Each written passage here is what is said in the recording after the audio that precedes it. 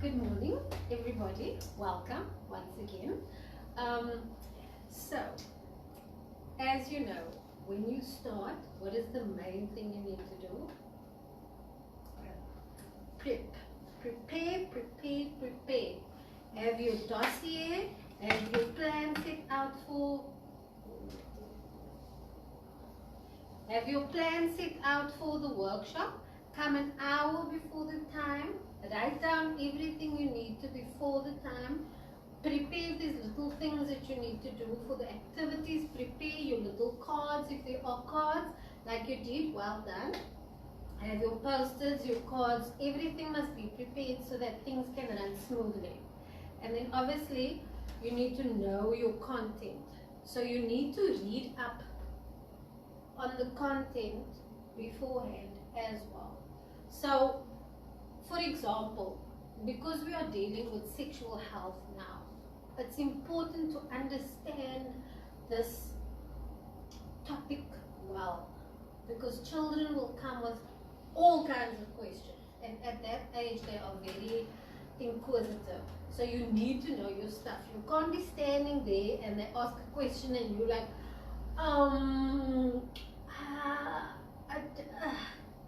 you can't, because then you look incompetent, then they're going to take advantage of you, and so on, or lose trust in you because I thought this person knows what they're talking about, but actually they don't, And you don't want to do that, because remember, this is supposed to be a safe space for them. They need to feel comfortable. They need to feel that they can come to you. They need to feel that you know what the issues are, that you know what you're talking about, that you can help them, whether it's changing their perspective or just being understanding or whatever the case may be. So you need to be that role model for them, because in their communities there aren't many role models. It's just negative. So you need to be that beacon of light for them, where they can see there's hope. There is a better future out there. There is a positive aspect to life. It's not only doom and gloom, and it all comes back to the choices that they make. They don't have to be stuck in that situation, in that environment. But what you're teaching them now is going to open their mind and their eyes to the different choices available. Because some of them think, this is life. It was like this for my mother, for my brother, my family. It's the same for me. I don't have a choice. This is just the way it's going to go. There is nothing better out there. Lots of them feel that way. So they already feel defeated before they even begun living. So you need to show them there are other options. They need to open their mind. They need to change their perspective. They need to think differently and make different choices. So that is what you want to instill in them. So obviously now, I think, you could see from your group, if you started with this topic, it wouldn't have sunk in. They would have made gay. They would have just gone raucous. So that is why it's important to go through the steps properly. First, you need to build their self-esteem, their self-confidence, their self-worth. They need to understand, I'm more than what people think I am. I'm worth something. My choices matter. My choices can determine what I become one day, or where I get to. So they need to understand that it really is mind over matter. If you envision a better future for yourself, and you choose, or you make choices towards that goal that you have, you can achieve it. Nothing is impossible. If you just change your mindset and not let your situation dictate how your life needs to be, or the direction your life needs to go. So the self-worth, self-identity, the self-image is very important, and you need to make them understand they need to build that confidence in themselves. And once again, you can then see how the building blocks get towards this point. Because now they know, I can make better decisions. I can make better choices about what I do with my life. Now that I know that I'm worth so much, now that I know I can decide for myself. I don't need to let the group dictate what I do. I don't need to just go along with whatever a guy says because he says it. I can say no. I can choose to not give in to peer pressure. I can choose to not go along with what the community's ideas and concepts are of how I need to act or what I need to do. Because their understanding or their conception of things, it's not necessarily reality. So knowledge is power. They need to understand that they can choose differently. So now, sexual behavior mainly is around the choices that they make. And in order to make positive choices, they need to understand there are differences in things, that their choices have repercussions. So if they make bad choices, it's going to spiral into a negative ending. But if they make good choices, they have opportunities, they have future, they have something to look forward to. Maybe they won't have the fun now, but they won't sit with a heartache later. So they need to understand that it's not just about going with the flow, but it's about their choices represent what they want for themselves and who they are as a person. And so they need to instill in them values, a value system that they can build their choices on. Okay, so this is very important, because if you can change their minds, imagine the impact they can have on the community's children by changing their minds and their minds. And when parents see that their children are changed, it does affect them. Might not affect people now, but the ripple effect does happen down the line. It's like when you plant, sometimes when you say something, it might not have an effect now, but the seed is planted. So somewhere down the line, when that person is ready to receive what it is you said 2 months ago, it will come to them and they will like, oh, okay, yes, this makes sense now. Now I understand why they did this. Now I know why they did that. Now I see the wisdom in what they did. So they don't need to be in bondage, so to say, by the choices that they make. They can do better, make better decisions. Okay, so once again, have your tick sheet of what it is that you need to cover. Your dossier, very important, like I said, because if somebody comes on the day and you don't know, you need to be prepared. If your assistant or whoever doesn't catch up, you need to be prepared. If you were the assistant for the day, just to see, are they doing it right, or just to help them a little, but they're running the class and they don't catch up, you must be able to take their notes and their work and their prep and be able to just step in and do it. So it's important not only for you, but for the next person, should anything happen, because anything can happen. So you need to be prepared beforehand for every workshop. Okay? And don't forget, you need to have the social worker in the area, the police, and all those people's information. Because should anything happen, then you are ready. Okay, so we're continuing with activity 14, HIV facts or fiction. So the aim is to understand the facts about HIV. It will be 45 minutes long.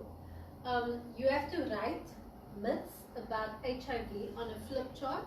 Like I said, do it beforehand.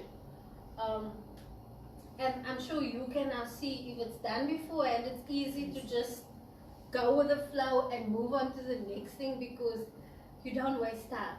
You just flow, it's fluid. You can just work, do what you need to. Okay, so step 1 is read the myths to the group. only the myths, not the facts. Step 2 is ask them in pairs to discuss one myth per pair and to come up with a response to the myth. So remember, we had a whole lot of myths and facts in the previous, in activity 13. So now you're just dealing with the myths, and each pair needs to discuss one myth. So they're all going to discuss different myths, okay? And then they need to come up with a response or what they think about the myth. Step 3, ask participants to give feedback in a group discussion, listen to their facts and discuss and make sure they have the correct information using the actual facts. So by now you hope that they can see truth from either. So they hear the myths, they need to discuss it, and they need to identify, is this true, isn't it, what are their thoughts about it, that type of thing. So you'll be able to gauge that here when they speak about the feedback. And then we go into the facts section. So then we're going to cover the facts once they've discussed the myths. Okay, so myth 1. If I had HIV, I'd feel sick. Or I could tell if my partner was HIV positive. So there's a misconception that an HIV positive person will have certain symptoms that indicate that they have HIV. If a person does not have any symptoms, then they may not expect to be HIV positive. Now I'm sure you can see that this is what a lot of them believe. They believe that because they don't see the symptoms or feel it, then they are not sick. Exactly. But the fact is, a person can have HIV without showing any symptoms of the disease, and the only way to know if your partner is HIV positive is to get tested. So they need to also understand that it's not child's play. This is a serious thing. So if they have HIV or their partner has it, and even if they don't feel sick, they need to be tested. It's like if you get into a relationship with somebody and you're gonna sleep with them, you would want to know if they are positive or not, because that could be a death sentence for you or not, basically, technically, if you think about it. So preferably encourage them to get tested as regularly as possible if they are active, if they have made the decision. You can't do anything about the decisions that they make, but you can help them make positive choices about the decisions and the way they want to go in life. Okay, so myth 2, a diagnosis of HIV is a death sentence.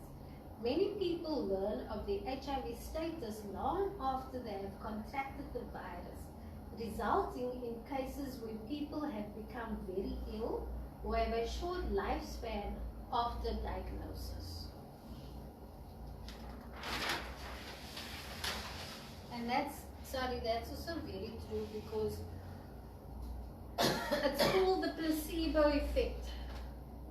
Once you know something, it changes in your body, because your body has a lot of power over how your body reacts to something. It's like some studies were done. They give the person the placebo, which is nothing, in the form of a pill, and they give the person the actual pill, and then they see how does it compare. So, for example, they gave people, they did a study on cancer, and the group that had not cancer, the immune system, okay, a certain disease with the immune system. And the one group they gave the cure, and the other group they gave a placebo, okay? But what they found was the people with the placebo also healed, because they believed what they were getting was going to work. So really, mind over matter does impact how your body reacts to certain things. It's like Also, sometimes you hear stories where some people, they had cancer, but they've had it for a long time, they've walked around with the pain, but they didn't want to go find out is it true or not, because they didn't want to deal with it. But as soon as they went to find out, then automatically they just like die within 2 or 3 months, because they felt defeated or whatever the case may be. So it really is mind over matter. So if you choose to be positive about your situation, your body will react and be affected differently. It's like some people really can die from a broken heart. It's a real thing, because the immune system and everything starts breaking down when you are in a negative headspace. Automatically your immune system is lowered, and automatically things don't work well in your body. So your organs start breaking down and things like that if you are in a negative mind space. So your mind space about the situation can cure you or kill you. It really does depend on you. Okay, some things unfortunately are incurable, but how you deal with it is what matters. Because if you get a death sentence of cancer or whatever, if you decide to live positively, you could extend your life by years.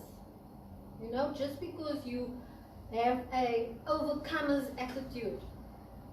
Or you can just allow the situation to defeat you, and then you die within 2-3 months.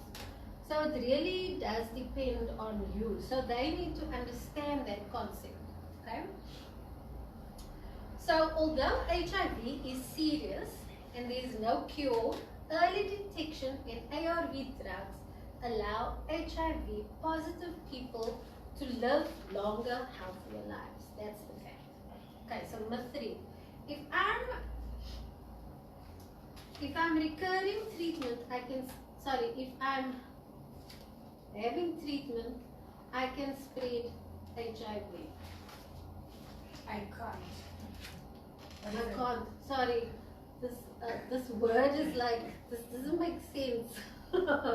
Okay, anyway, I can't spread HIV.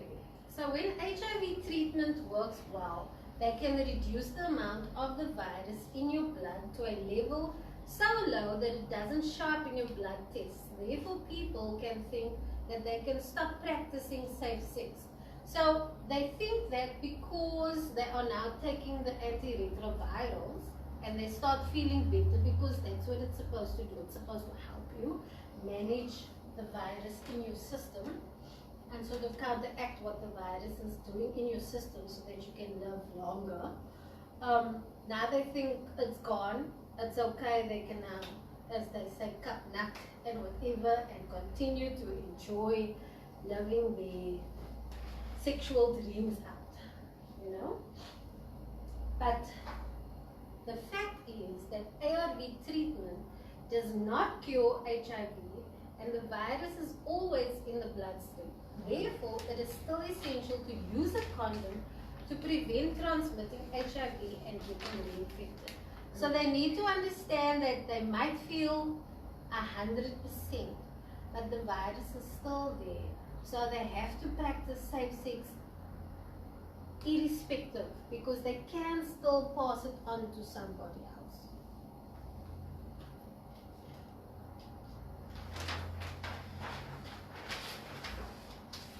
Okay, myth 4. My partner and I are both HIV positive. Therefore, there is no need to practice safe sex.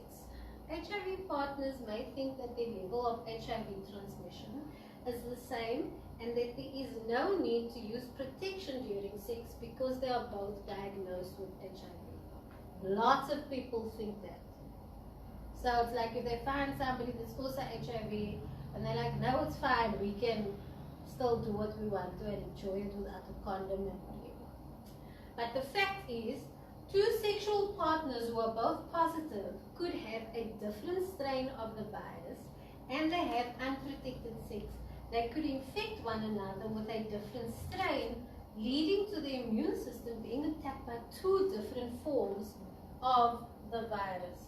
So here, this shows you need to understand how HIV/AIDS works, because you need to be able to explain the intricacies of this to them, because lots of people don't understand how it works. There's different strains. It's not just a one size fits all type of thing. Like you might have strain A, I might have strain B. It's the same with blood types. If you have type A and I have type AB,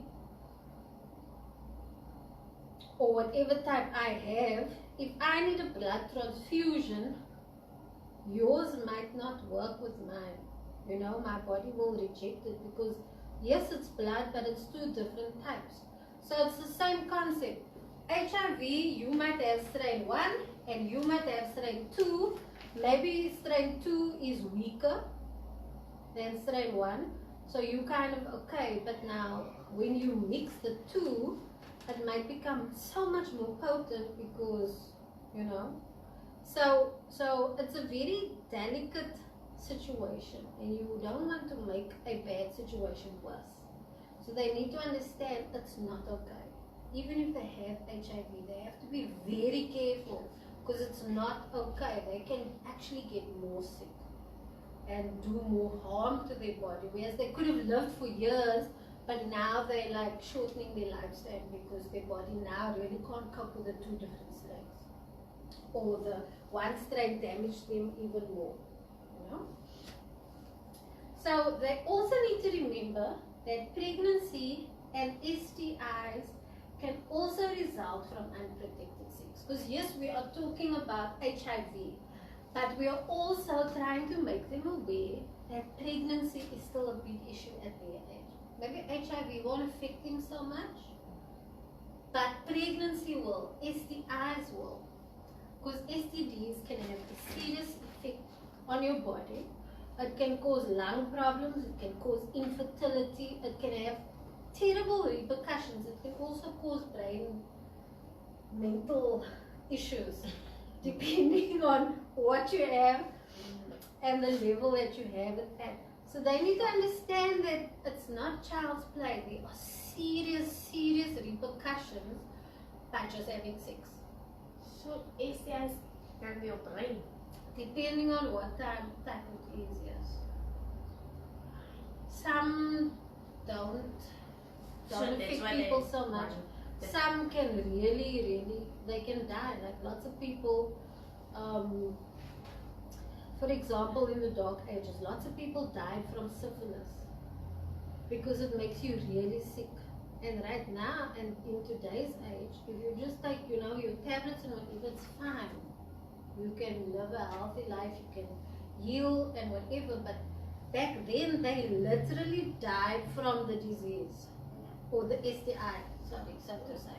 So you need to also understand the different STIs, how they work, what they can do to you, because if they ask a question, you need to be able to answer. So STIs can cause serious harm. Luckily, today's Western medicine can cure most STIs and shorten the impact and effects. But it's still very dangerous and can have serious effects. I mean, like I said, you can even become infertile. So you can never have babies again. So now, yes, you're enjoying life, or you made one mistake and now for the rest of your life you can never conceive. You know, so they need to understand that their future will be impacted so much by the one choice that they decide to make. Yes, it might be fun now, but the repercussions are terrible, and they need to have emotional maturity to be able to make that decision. That's why it's so important to build their self-esteem, to emotionally understand themselves. That is why the decision that they make affects not only their body, but their mind, their spirituality, and their emotions. It's a holistic effect that the one decision can make. So you need to drill this into them. They need to understand how important their decisions are and how important it is to make the right decisions.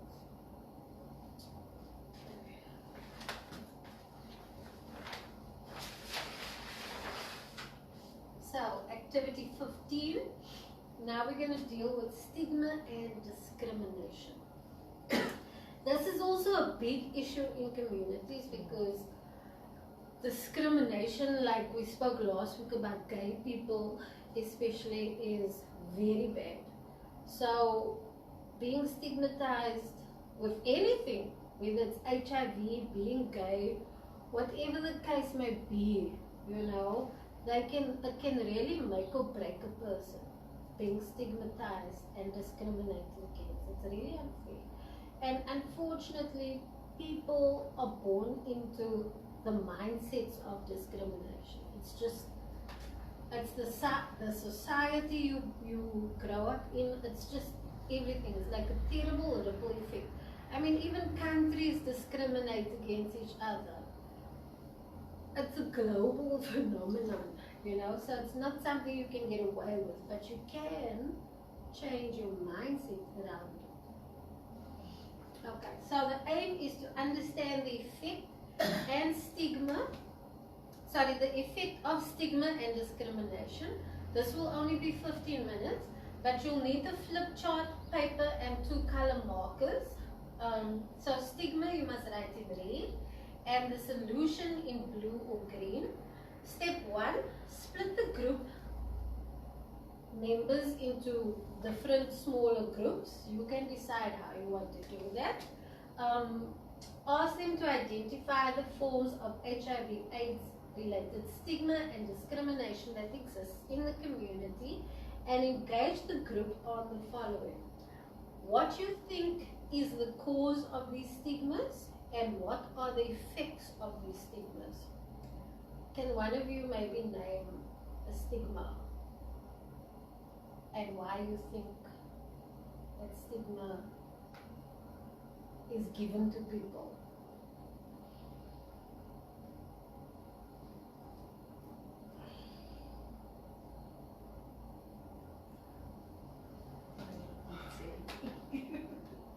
What is the question again? What is one of the stigmas in the community that they give to people, and why do you think they give that stigma to people?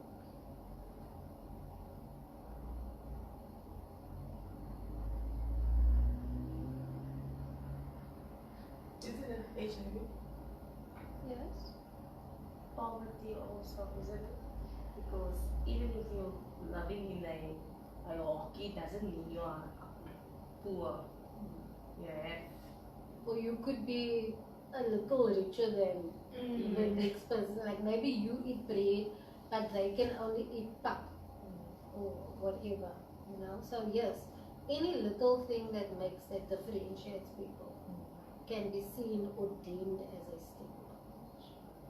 Maybe you more fair than your neighbor. That's also a stigma. Unfortunately, it just is the way it is.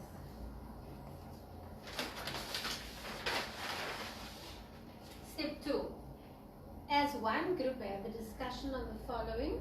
What can be done to reduce the stigmas identified by the groups? And then, what is your role as an individual in stigma reduction? So now they start thinking to themselves, how can they add or detract from the stigmas that the community gives people? So first they identify what different stigmas are, because there's a lot. And then they see what impact can they have or what role do they play. Because our choices, even if we just go along with it, is adding to the stigma. Like if everybody calls you a shorty, because you accepted that they're calling you, because she accepts that they're calling you a shorty, now you also jump on the bandwagon and our shorty and whatever, you are accepting and perpetuating the stigma. So they need to understand that just by agreeing or going along or not saying anything about it is also them adding to that stigma. And the main aim is to break the cycle. You want to break the cycle. It starts with you, with them. They need to understand they have that power to break the cycle by the decisions that they make. Okay, so then they need to do reflection in their workbooks. So remember, after every activity or big session, they need to do a reflection in their workbooks. Okay? This will take 5 to 10 minutes, where they must reflect on their sexual choices and specific behaviors. So these are what they must do. What does healthy sex mean to you? Think about when the right time for a person to have sex is, and write down 3 reasons why this would be the right time in your life to have sex. Then also write down 3 consequences if a person decides to have sex. Think about this not just for the person but also for their family, school, future goals. And then identify and then list 2 ways an individual can protect themselves when they do decide to have sex. So now you're going to bring everything that they covered in this session. They need to start thinking about it. They need to see how their behaviors affect their choices, how their sexual choices affect their behaviors, how whatever choices they have or make can affect their future goals, their family, everything. Because ultimately, like I said, they need to think about the consequences of their decisions. So they might be 14 and they now decide, okay, I'm going to have sex because everybody's doing it, or this guy is pressuring me and I like him, so let me might just do it even though I don't want to, or whatever reasons they have for just going with it. Or maybe they think they don't have a choice, they just have to do it. It's just one of those things.